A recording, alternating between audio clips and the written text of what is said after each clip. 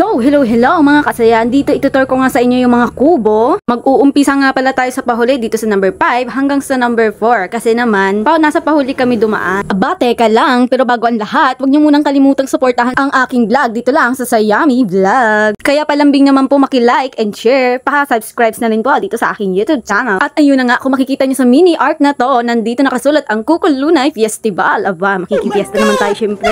At andito nga po tayo sa dakong number 1 na kubo. At meron silang tindang sinukmani at daranghita. Meron na ding mga tanim na kalamansi. Aba, ay nakapunla na, itatanim mo na lang. Next na rin dito sa number 2, medyo hindi kami nagtagal sa kadalhila ng mabilis maglakad ang aking asawa. Sila naman ay may tindang mga kamote, prutas at iba pa. And yes, dito naman tayo sa number 3. Pero napansin ko na pare-parehas lang naman pala sila ng tinda. For me, mas naganda na ako dito sa number 3 na kubo. Pero syempre, depende rin sa inyo. Nagalaan, hindi pa ako nanananghalian kaya dito muna tayo sa Parisan. At heto na nga, inabot na nga ni ate yung aking mami. Syempre, hindi mawawala ang kanin at itlog. Aba, natakam ba kayo? Aba, kain tayo. Ay kasarap, pero ang totoo niyan, ang pinunta talaga namin dito ay manonood kami na ang street dance. Ang kasaya sila ay nagtitipon-tipon na sa tapat ng katanghalian. So, kahit nga gaano kainit ay manonood pa rin talaga kami. Heto nga at kasama ko yung dalawa kong kapatid na lalaki. Flex ko lang, mga pogi po yan. Aba, syempre hindi magpapahuli ang aking asawa at ng aking baby Shaolong pagdating sa kapugian. At pero in fairness, sobrang paghintay namin ay kainitan ng pare. Ay pati rin kami init na. Kaya buti nilang may dala kaming mini pan. Pero in fairness, may pa paper pan si Mayor. Ito nga sa part na to ay sumasayaw na ang mga band member. Nakakamiss tuloy magpaikot-ikot ng baton. Dati rin kasi akong band member noon, Nene Days pa, grade 5 and grade 6. Di ba to nung grade 5 and di ba to 2? Flag, double flag na. Nung grade 6. Sa natatandaan ko, lumaban kami noon pero kami ang dinayo. At yun ay provincial meet. Nga, tagi-start na silang pumila. Makikita nyo sa video na ang gaganda ng mga costume nila at talagang sulit ang panunood dito. Heto na nga, tag-uumpisa na ang pagparade sa kainitang araw na ito.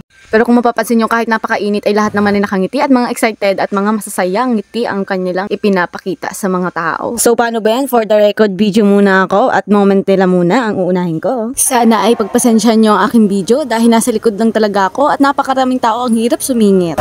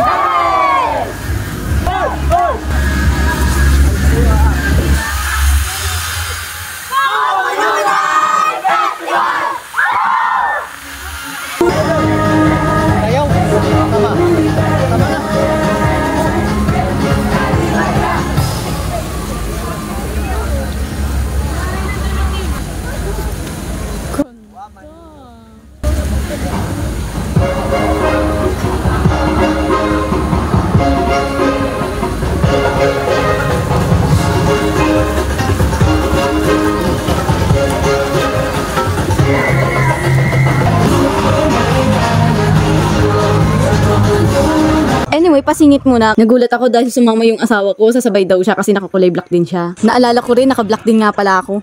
And yes, yan lang po ang aking nabidyohan. Heto na nga't lumipat na kami. Nandito na kami sa may malapit sa kapulisang nagbabantay. Dahil ang makukuhanan ko lang po dito ng video ay ang Miss and Mr. Mulanay na mga nanalo. Nasimula sa first runner-up and second runner-up hanggang Binibining Kukulunay and Giinoong Kukulunay. At heto na po sila. Aba, syempre, hindi magpapahuli dyan ang mayor ng Mulanay. Pogi, mabait, simple, at masayahin. Syempre, mapagmahal sa kanyang nasasakupan dito sa Mulanay. Yan, si Kuya Aris Aguirre. Base po sa aking nalalaman, ay napakarami na pong kanyang nagawa.